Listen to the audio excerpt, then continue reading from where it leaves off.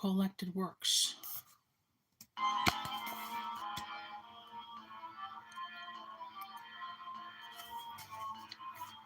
The better sort. Some people think good poetry is interpersonal ennui, but we know better than that, chap. That sort of posturing is crap. We want good stories of fine days. Who cares to wallow in malaise? Your witty feuilletons submit, please spare us solipsistic shit. Emotions are quite commonplace and tedious in any case. Let's have a decent comedy. We are men of the world, aren't we? It's in bad taste. Complaints expressed as if the hoi polloi knows best. A pox on art full of despair. Let's have art a la Molière. We don't mind tragedy per se, but Goethe is so démodé. God knows what suffering's good for, but in this business it's a bore. Let's have satire in the mode. Repining's middle of the road. We're sick of art that's relevant. So stick it up your fundament. Give us a cachinating song. Nobody cares who's done you wrong. Just take those grievances to court and let us have the better sort. Life before the internet. Life before the internet was quite a bore. Let's not forget. You talk about the weather and assume that boredom's what God planned. There really wasn't much to do besides farming and hear cows moo. Most people couldn't read a map, those poor bastards dressed in burlap. The main object was finding food, which vexed many an aptitude. The common travel was on foot, which forced most people to stay foot now. Certes, there was beer to drink and lutes to strum, at least I think. At night you could always make love and hope kids you're enamored of. Of course, swiving was popular, as was imbibing cheap liquor, but mainly it was lots of toil, except those assholes born royal. Now, life before the internet was, neighbor, is the mail here yet? But then, most people couldn't read. Without Facebook, what was the need? The average chuff received his news from other chuffs over horseshoes. You gossiped about the stuff you ate and who was cheating on whose mate. And in those days, most folk believed whatever nonsense they perceived. The days were long, the nights were cold, and porridge, friend, was 9 days old. The holidays were poorly run since churches made sure they weren't fun. You'd ask your buddies what was new, quotha, there's a well to go to. There wasn't much. But next of kin, unless you'd survived the famine, there were plagues, plague houses everywhere, and shortages of underwear. Aristocrats might have a ball until the pox would kill them all. Most people made things with their hands instead of alt control commands. Ye tweeted not, nor Instagrammed. You went to sermons or be damned. The main thing that most people did was have themselves another kid. The Middle Ages were a bore. Just Google it if you're not sure. Yes, life before the internet was lame, just like night to night sunset. Thank goodness, we're all more advanced and staring at cartoons entranced. Artifice. Some people praise veracity, and that's their business, verily. The Principled stand we applaud and swear we all deplore fraud, but practice often demonstrates it's better not to tempt the fates. Consider Touchstone when he used diplomacy, which sounds confused. It's rather rare people object to flattery when they connect, and likewise we all tend to pose whichever way the beau monde goes. No gentleman cares to be called advanced in years, obese or bald. No proper lady will submit to natural tints for her portrait. We like perukes, rouge and colognes and girdles neither sex disowns. It's better if we look our best. There's no point getting all depressed. The back to nature mode is fine, such as the hameau de la Rhine, but if my luxuries decrease, I will be calling the police. Excuse me, pulling back the veils on colored hair and painted nails, but sad but true, they are a lure for people who are insecure. Let's hear it for those SUVs. 'Cause what's another few degrees on global warming's thermostat? Yet, if we bite, we'd be less fat. Computers make people less bright. Did I say something impolite? There's always a good rationale if you've got something bad to sell. Some people think that Elon Musk is clever, but I think he sucks.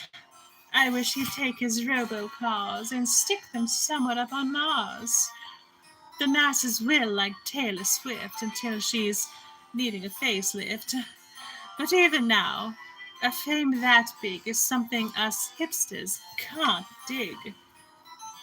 There's nothing much less cultural than anything millennial. But if I want to get published, that sort of talk I should desist. We all like our prerogatives. Who cares how the other half lives? Opinions come and get replaced. What counts is, do they have good taste? We say we don't want ambages, but don't deny our privileges. We can't say everything we want since getting on is paramount. Sincerity's a toss of dice. It's better if we all look nice.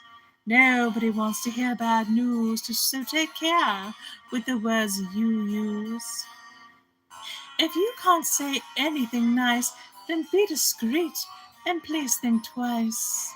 It's better if you self-edit than say stuff later you'll regret. Ill nature makes a little wit. The trick is knowing when to quit. Admonishment is always what you get from rotten scuttlebutt. Good manners are so often fake. There's only so much truth we'll take when someone says, to be honest. Somebody else will soon be pissed.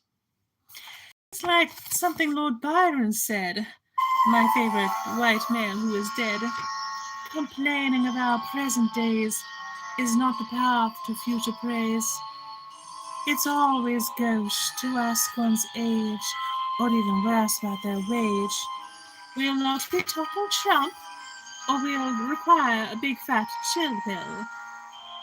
In order to remain civil, we must all endure some drivel.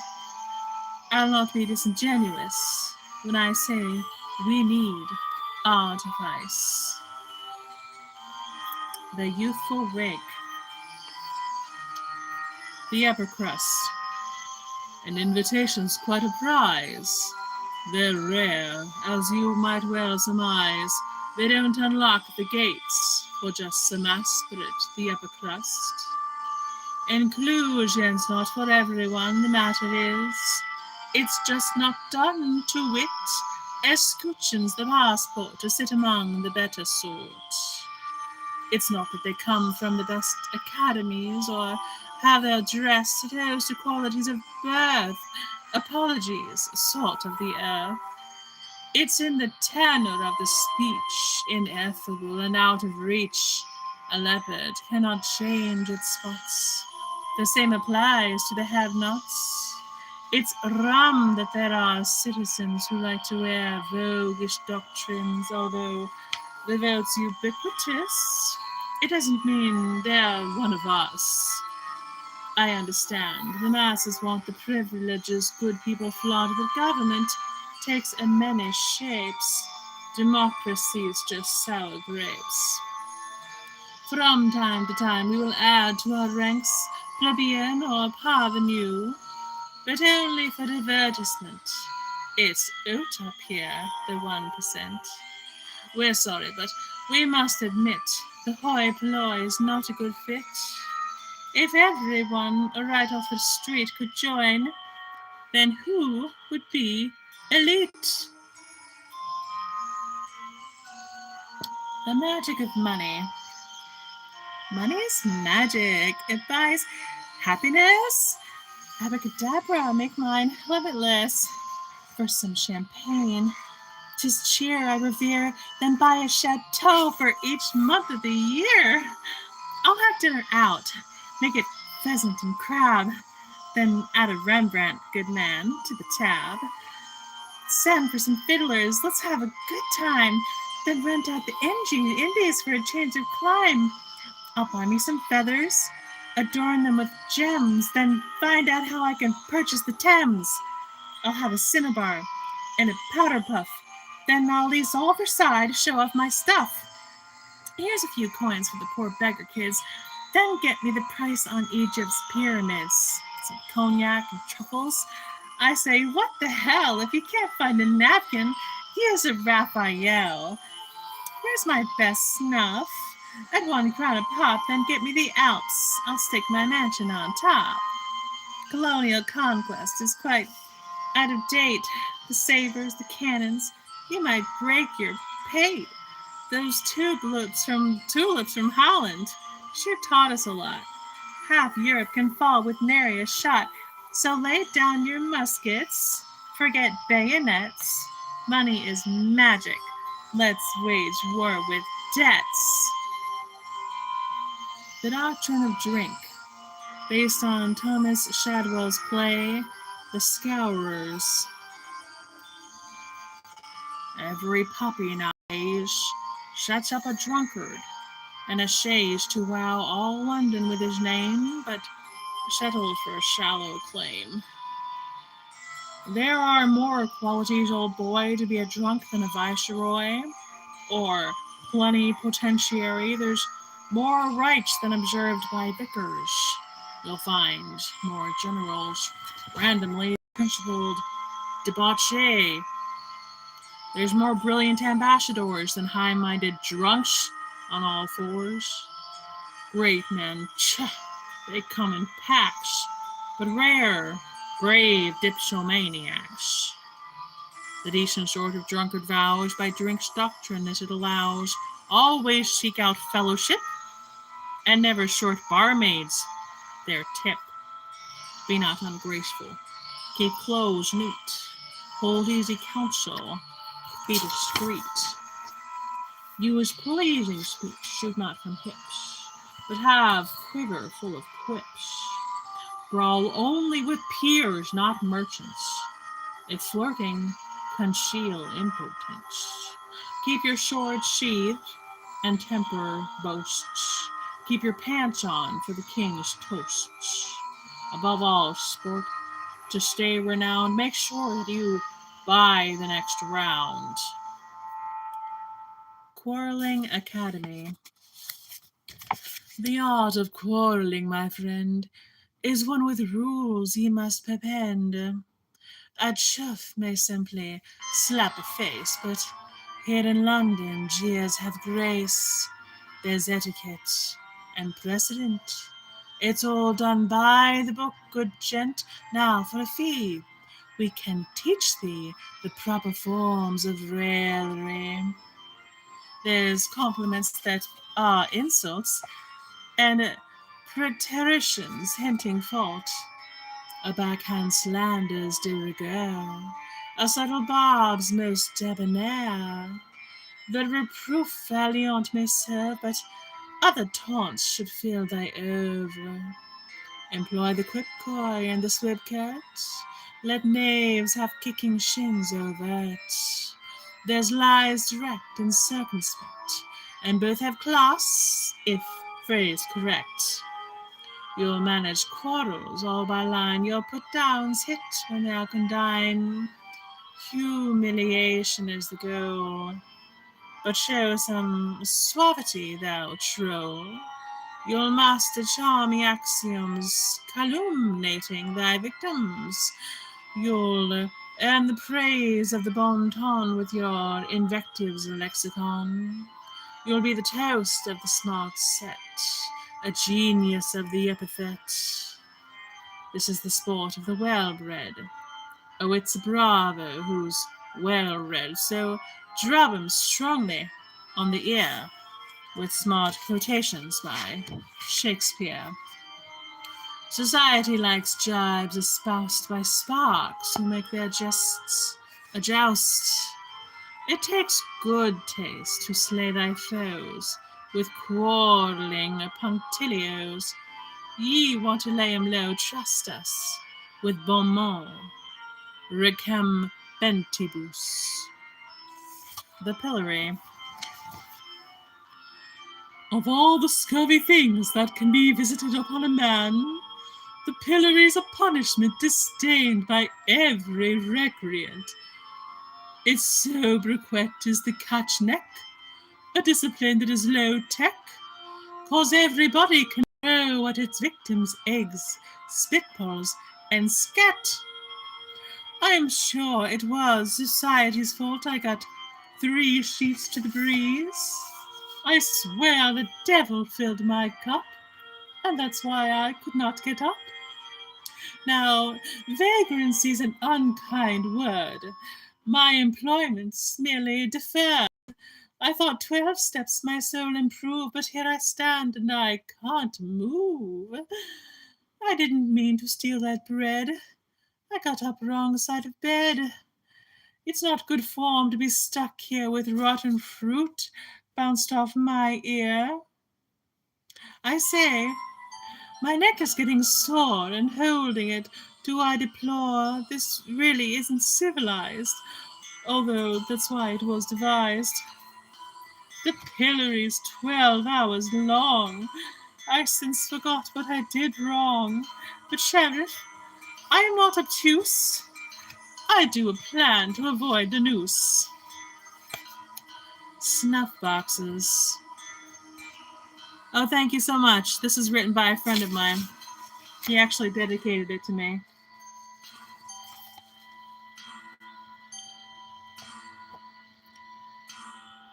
Let's see. What voice should I use for this one?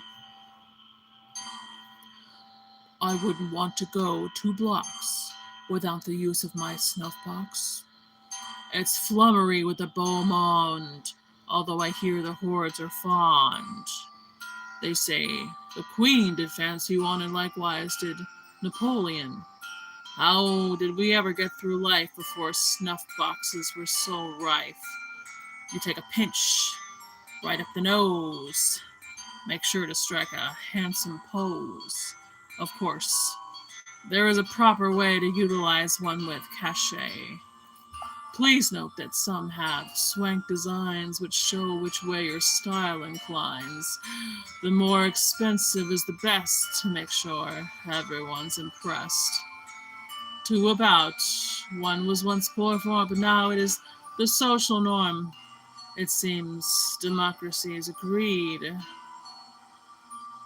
The instant huff doth supersede, and anywhere you'll get no flack.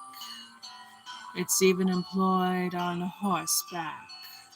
I've seen 2 lovers yank them out, and each one gratify their snout.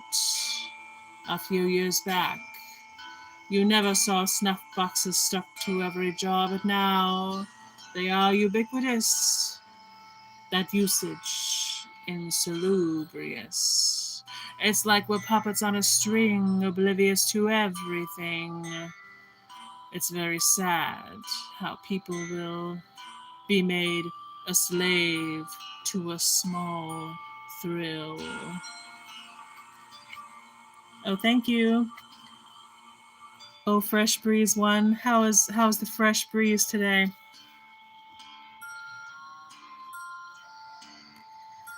To hell with the hoi polloi.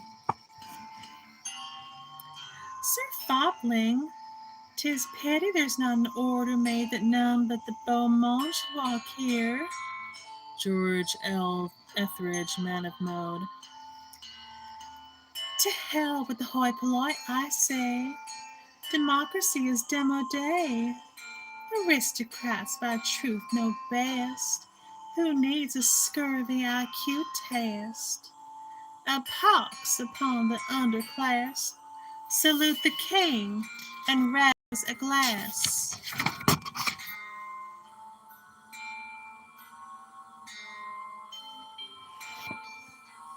The devil take the working poor. Equality's a royal bore. What good are beggars who can't laugh? Let's legislate against riffraff. The law should puff up the beau monde and drag us through the horse pond. Good breeding is the source of wit and should be governed by permit. The commoners have no eclat and ought to be against the law. Will warrant skills, perukes, and dyes, 'cause being rich is the best vice. The masses want life more humane, but why waste all that good champagne? Fraternity's a bellyache, let them eat cake, for heaven's sake. Noblesse oblige takes us so far, and then it's time for caviar. We'll have no revolution, thanks, 'cause freedom's just for mountebanks. The House of Bourbon had it right. The rabble should be more polite. To hell with the hoi polloi, I say. Gentility has more cachet. All power to the monarchy. Long live entitled foppery. Tax the poor. They tried it going door to door, but toffs like us can spare no more. Now, since we run the government, let's tax the 99%. We gave them votes and human rights, but now our cash is in their sights. We gave them schools and libraries. I say, these folks are hard to please. The rich are very rightly vexed. Democracy, God knows what's next. Why always tax the very few? The idle rich have problems too. You give the poor health care, and then they'll want free homes, 9 out of 10. But craving all these luxuries don't mean that money grows on trees. The rich are really sick of it. So squeeze the great unwashed a bit. The paupers all want this and that, so let's tax them right off the bat. The deadbeats get the most benefits, so cough up, proletariats. They've got a lot of nerve to think I'll do without my yacht or mink. Why, I've worked hard for all I got. Try getting born in Camelot. The good life's not a sliding scale, so get a job or go to jail. They're always saying, life ain't fair. Just wait until they pay their share. A Valentine to nincompoops. I know you're out there all year long, conspiring new right to wrong. The day, the night, what industry, effeuring, effeminity, the world is populated top to bottom with coxcomb and fop. And it behooved the flattereth pursuit to prove that farce exists. It is my task to pasquinade the addlepated on parade, like Alexander Pope repined. The fools rob me of my peace of mind. The year, it hasn't enough days to dear all the world's days. Yet, I will be magnanimous and offer thee an armistice.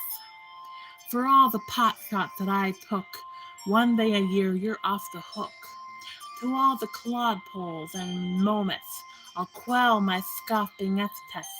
To all the toughs and ballatroons, I offer candy and balloons. Instead of mocking anecdotes, I proffer thee pink perfumed notes. If truth for 24 hours, so at the deuce, all some flowers. And for today, I will grant you the author is a donkey too.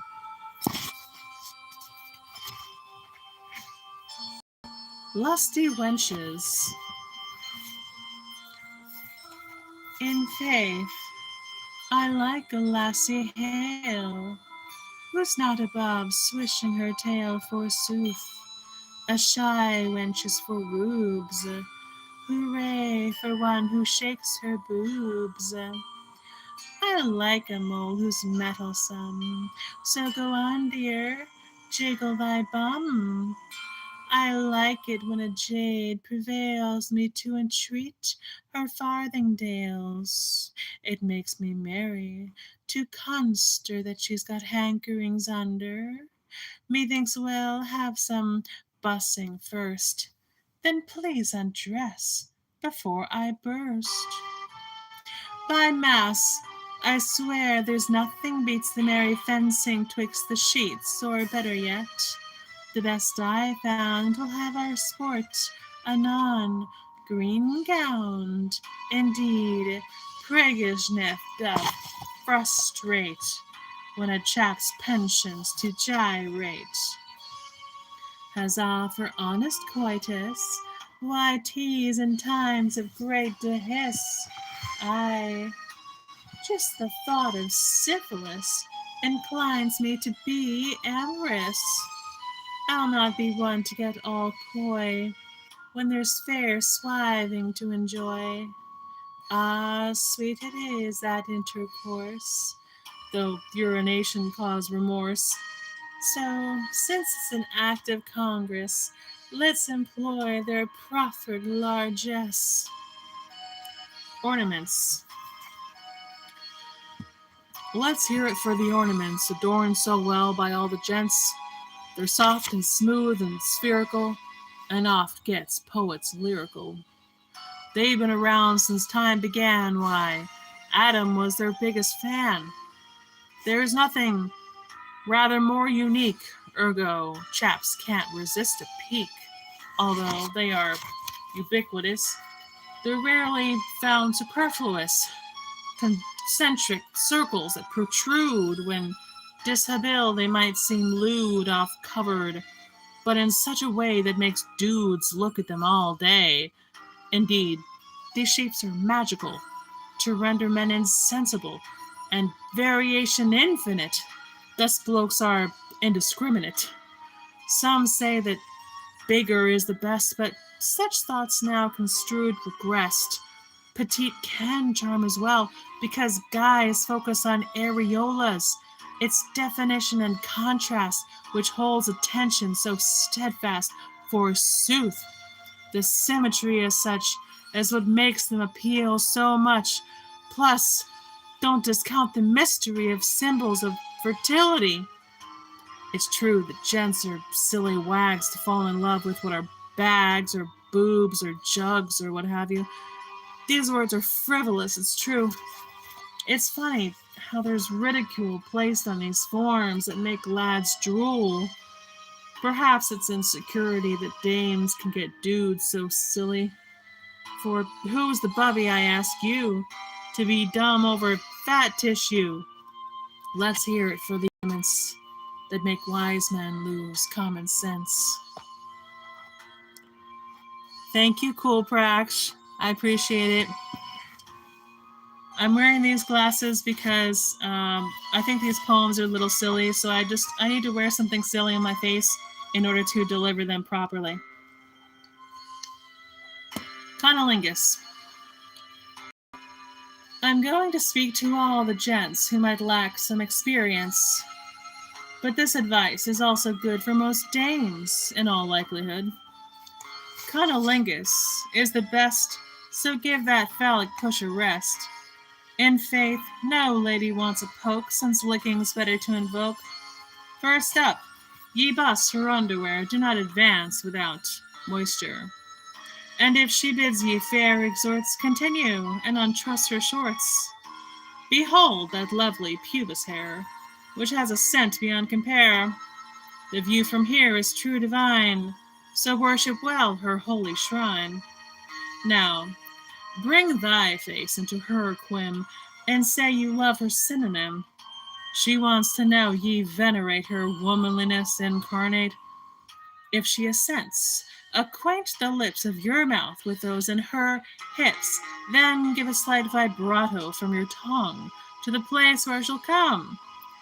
Breathe through your nose as you give head, and cosset that posh oyster bed. Go slow and subtle. Note her speed. She wants a good time, not thy seed. Her breathing rises to and fro with undulations down below. Be always patient and discreet, and lick in time to her heartbeat.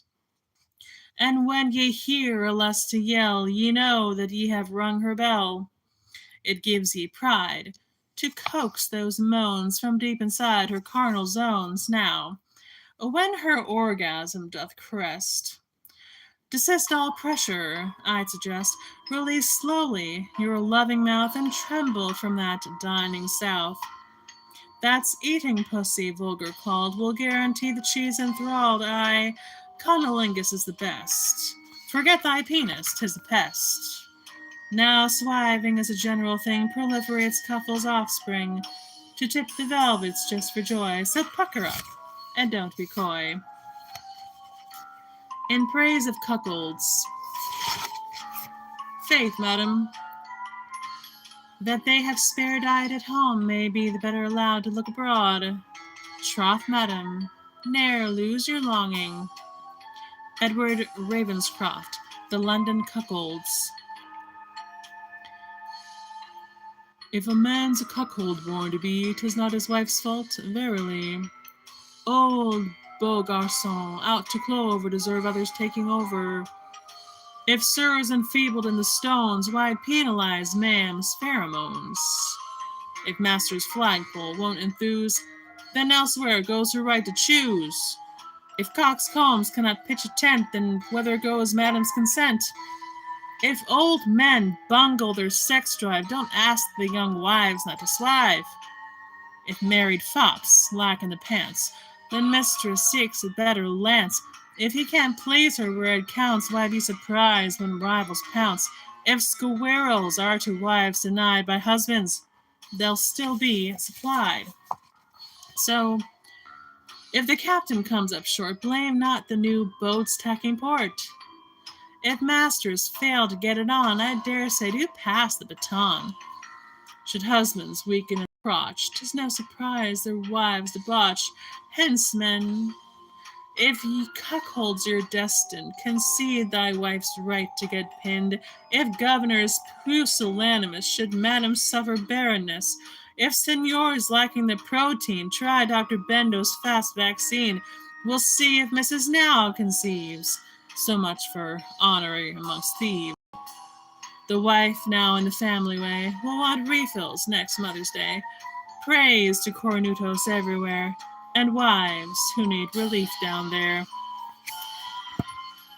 Thank you for letting me read to you. Please check the description for where to buy my art and my channel page for where to send me in a one-time donation. And I'll see you tomorrow.